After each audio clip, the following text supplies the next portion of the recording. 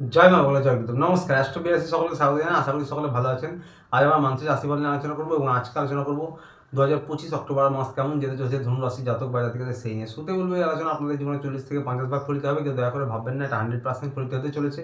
তার কারণ হচ্ছে বর্তমান ঘড়ির স্থিতি অনুযায়ী যতটা বেশি ম্যাচ করবে তার সঙ্গে ততটাই বেশি ফলিত হবে এবং এটা কারোর ব্যক্তিগত লগ্নগোষ্ঠী নিয়ে আলোচনা নয়, সেটা মাথায় রেখে দেখবেন।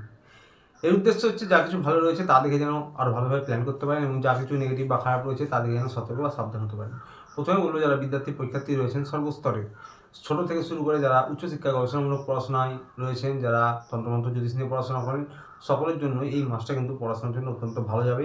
আপনাদের মধ্যে একটা এনার্জি থাকবে আপনাদের পড়াশোনা করার জন্য বা ছুটোছুটি করার জন্য, এক জায়গা থেকে আরেক জায়গায় যে কোনো কাজের জন্যই একটা ভরপুর এনার্জি থাকবে এবং আপনারা কিন্তু যা কিছু প্রচেষ্টা প্রয়াস করবেন তাতে অবশ্যই সফলতা পাবেন।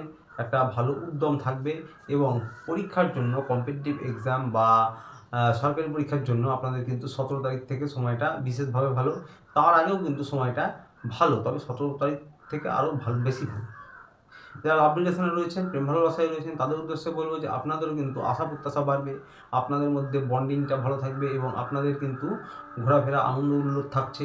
তার সাথে আপনাদের কিন্তু আকর্ষণ রোম্যান্টিকতা বৃদ্ধি পাবে। হঠাৎ করে নতুন প্রেমে পড়ার সম্ভাবনা হতে পারে।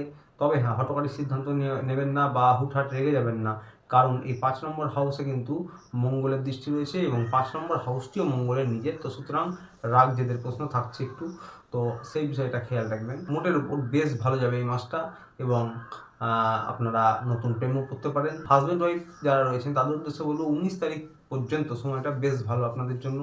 তারপরে কিন্তু কিছু ভুল বোঝাবুঝি, কিছু অমীমাংসিত আলোচনা থাকতে পারে এবং আপনাদের কর্মের জায়গাটা বেশ ভালো থাকছে। যারা হাজব্যান্ড ওয়াইফ উভয়ই জব করেন তাদের উদ্দেশ্যে বলছি। তাছাড়া ১৯ তারিখ পর্যন্ত আপনাদের বোঝাপড়া উন্নত থাকবে, আপনারা একে অপরকে হেল্প করুন। আপনাদেরও এই মাসটা বেশ ভালো কাটতে চলেছে, বিশেষ করে ১৯ তারিখ পর্যন্ত সময়টা। পরিবার নিয়ে বলবো যে ১৯ তারিখের পর থেকে কিন্তু পরিবারের পরিবেশটা, পরিবারের সদস্যদের সঙ্গে একটা বন্ডিংটা আপনাদের একটু বেশি ভালো হবে। ১৯ তারিখ থেকে আপনাদের পরিবারের স্থিতি আপনাদের ভালো লাগবে আগের থেকে এবং পরিবারের যারা গুরুজন রয়েছে, যারা বাবা-মা, শ্বশুর-শাশুড়ি রয়েছে তাদের স্বাস্থ্যের খেয়াল রাখুন। পরিবার সংক্রান্ত যে কোনো আইনি জটিলতা, কোর্ট কেস বা যে কোনো অফিসিয়ালি সরকারি কাজ, সেগুলো কিন্তু ১৭ তারিখ থেকে তার সমাধান হবে। তার আগে সেই কাজ এগোলেও কিন্তু সফলতা ১৭ তারিখের পর থেকে অবশ্যই পাবেন। যারা ব্যবসায়ী রয়েছে, যারা সরকারি বেসরকারি চাকরি করছে তাদের উদ্দেশ্যে বলবো যে আপনাদের কিন্তু কর্মের জায়গাটায় ডেভেলপমেন্ট হবে অবশ্যই। প্রমোশন পদোন্নতি হতে পারে। এই মাসে বেশ পজিটিভ থাকছে আপনাদের কেরিয়ার, ব্যবসা, চাকরি এবং আপনাদের কাজের জায়গায় যারা সিনিয়র রয়েছে, বস, ম্যানেজার, তাদের সঙ্গে আপনাদের বন্ডিং ভালো করতে হবে। তাদের সঙ্গে রাগারাগি, জেদাজেদি এইগুলো এড়িয়ে চলতে হবে। তাহলে কিন্তু তাদের সাহায্য আপনাদের কাজে লাগবে, আপনারা উপকৃত হবেন।